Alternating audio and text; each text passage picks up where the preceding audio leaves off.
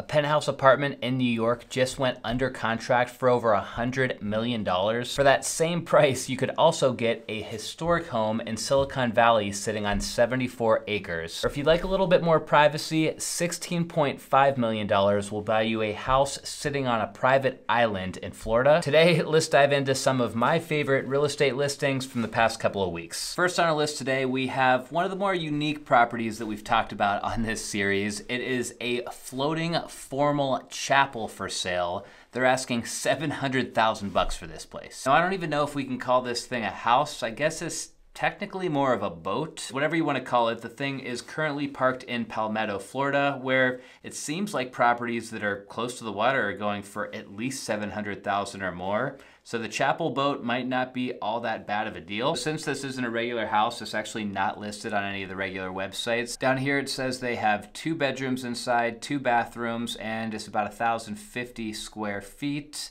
And then what do we have for the description? Formal chapel on the bay, now an exceptional houseboat, is up for sale, and it boasts a storied past as a floating chapel, famously known as one of the only 2 in the world. Check it out on the inside. I love the stained glass windows, definitely makes it feel like a chapel. And over here it says that they've actually put over $1.3 million into the remodel and modern conversion. So pretty smoking deal if you can buy this place for $700,000, I'd say. The steeple is 30 feet tall. It's got hurricane-proof glass. That's a plus, especially in Florida. We got a couple photos of the inside. So here is the living room. Here's another angle of the living room with a kitchen over in the corner, and then this spiral staircase that takes you up to a little loft area. Got a close-up of the kitchen. I love that arch on the door here in the back at the end of the hallway. And then here we've got one of the 2 bedrooms. Down here a little further in the description, it says that this has been both a wedding venue and has had success as a short-term rental. That's where I see this one selling, you guys. Someone who wants to buy this place as an investment property. The fact that it can generate some income as a short-term rental or as a venue or something like that, that makes it to where it's like, okay, I'll go out there and I'll stay on my houseboat every once in a while, but when I'm not using it, I'll rent it out and hopefully get a decent ROI on the $700,000 that I had to spend to buy the place. All right, next up we have a penthouse apartment in New York that just went under contract. We don't know the final sales price yet, but this is a big one. They were asking $150 million for this place. The Wall Street Journal estimates that the deal will actually close for somewhere around $115 million. So that's a pretty big discount from the asking price, but still a massive win for Central Park Tower. Weekly transaction volume for luxury homes around all of Manhattan has spiked a lot coming into 2024. We've got over $330 million worth of deals closed, which is about 3 times the weekly volume that we saw just last month. The apartment was priced at $11,900 per square foot. It's got 6 beds, 6 baths, and 12,500 square feet. The description tells us that this unit has a 65-foot grand salon, 2 terraces, and 2 powder rooms. It's got its own chef's kitchen and a private elevator. For photos, here's the outside of the building on the left. This looks like a foyer on the right. Over here to the left and to the right, we have what looks like maybe just like a little random seating area. And then I'm guessing this is the main living room over here on the right. Scrolling down a little more, here's your office. Here is a staircase that takes you up to the next floor if you don't feel like taking the elevator. And then over here is one of the bedrooms. I would guess this is probably the primary. I cannot imagine waking up to this view every morning. Here on the left, we have a picture of what's probably the primary bathroom. On the right, this is just a closer up view of Central Park and what you're seeing out a lot of the windows from this unit. Then after that, it just gets into some of the building's amenities. Anybody who follows the Manhattan market closely might have seen this headline and thought that we're talking about the penthouse that Ryan Serhant brought to the market last year for $250 million that he nicknamed the one above all else. That one's still on the market though. They've even dropped the price on that unit to $195 million, but still, surprisingly, no takers. Now it's time we cruise over to the West Coast and we look at a 74-acre compound that's for sale in Silicon Valley. The Silicon Valley estate is known as Green Gables, and it's belonged to the same family since it was built way back in 1910. The listing agent explained to Mansion Global that a property of this caliber is, at this point, nearly impossible to replicate. So here's the listing. A few things that stand out that are crazy other than just the price.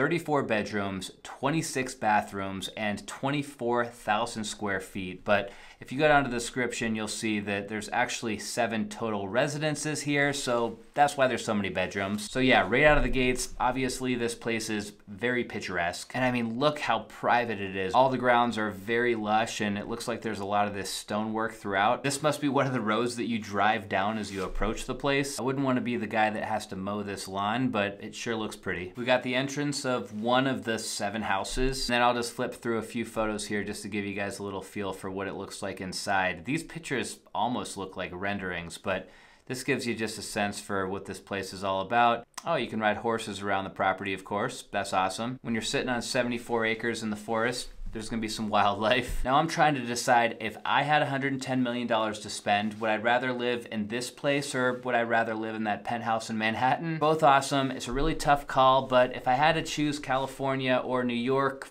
I don't know, I think I'd lean to New York. The Miami luxury real estate market has been on fire for a while now, and another mansion-sized penthouse just hit the market out there. On this unit, they're asking $45 million. It's kind of hard to imagine spending that much money on a condo in Miami, but what's even crazier about this story is that this skyscraper isn't even built yet. If you look at the most expensive properties for sale in Miami on Zillow right now, you can see prices are continuing to heat up, but there really are just a handful that land in this $45+ million range. There's no official listing for this property yet, so we just have to look at the St. Regis Miami Residences website together just to kind of get a feel for what they're offering in this building. Here's the view you get from the main swimming pool. Obviously, this is just a rendering. Here is a shot of like what some of the balconies would look like and what they'd be looking out at. Located right on Brickell Avenue, so it's close to downtown and a bunch of good schools, shopping, dining, all that. And check it out, if we go to this residences tab, this is probably about what view you're gonna get if you buy the penthouse. Here's a rendering of the living room of one of the higher units. The kitchens in these units don't appear to be massive, but let's be real, if you live here, you're probably either going to be going out to eat, or if you do eat in, you'll just be getting food delivered most of the time. And then another one of the bedrooms here, you've got glass just floor to ceiling, wall to wall. This, by the way, is awesome during the day, but think about it, at nighttime, you're not gonna have all that much of a view. So let me know down in the comments, would you guys prefer to have a water view like this, where it's just basically pitch black at nighttime, or would you rather have a city view where you get to see all those twinkling lights?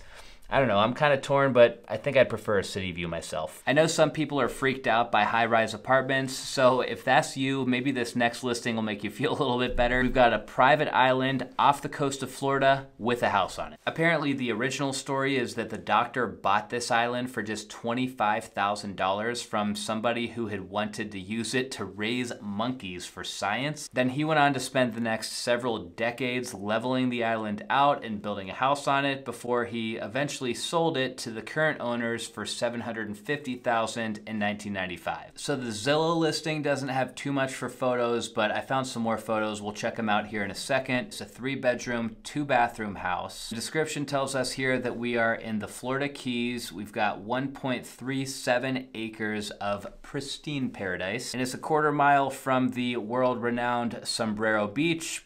Not from the area. I've never heard of Sombrero Beach, but I'm sure some of you guys have. So on Zillow, we just have some drone shots. I'll flip through these pretty quick. One catch, if you own this place, the only way to get here obviously is either by boat or by helicopter. So that's a bit tricky, I guess, if you don't have a boat or a helicopter. We go over to the island's website. You can come here and learn a little bit more about what they have going on. They tell us that there's actually over 5,000 square feet of living area in that structure. It's kind of more than I would have expected. And here we get a ton more photos. Here's a little bit more of a close-up of the pool, the main house, and then a guest house. This is your view if you're sitting out on that pool deck. That main house has this huge wraparound deck. Here's what it looks like if you're sitting on that deck. We've got an outdoor pool table. Here's one of the bathrooms. Got a bedroom on the corner, so you're looking out at views in both directions. Another bathroom with some laundry units in there. Okay, and here we go. Here's the kitchen. Very nice. Looks like this was remodeled pretty recently. Some more games inside. You got a foosball table. Then there's a fireplace over here. And then in the other corner of the house, we've got your main living room with a hammock outside. If I owned this island, I think I'd be spending like 95% of my time right there in that hammock. That's a wrap for this week's episode, and let me know, you guys, down in the comments. I'm curious to hear which property from this week's episode was your favorite. I'll see you next time.